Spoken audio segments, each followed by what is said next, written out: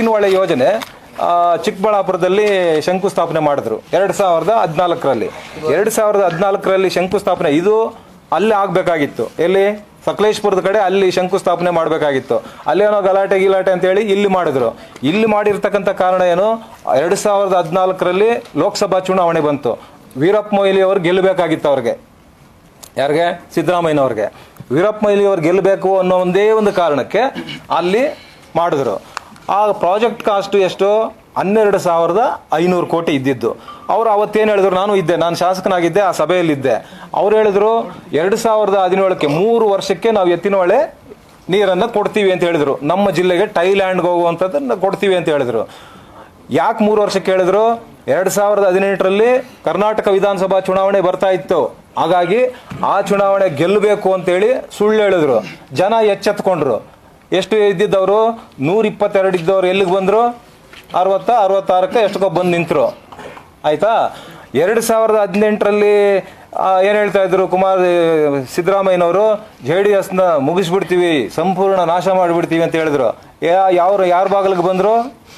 ಡೆಲ್ಲಿಯಿಂದ ದೇವೇಗೌಡರ ಮನೆಗೆ ಬಾಗಿಲಿಗೆ ಬಂದು ಕುಂತ್ಕೊಂಡು ನೀವೇ ಸಿ ಎಮ್ಮು, ನೀವು BJP ಜೊತೆ ಹೋಗಬೇಡಿ ಅಂತ ಹೇಳಿದ್ರು.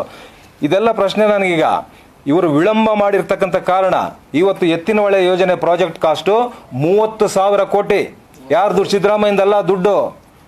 ನೀವು ಕಟ್ತಾ ಇರ್ತಕ್ಕಂಥ ತೆರಿಗೆ ಹಣ. ಪ್ರಾಜೆಕ್ಟ್ ಕಾಸ್ಟ್ ಇದ್ದಿದ್ದು 12,500 ಕೋಟಿ.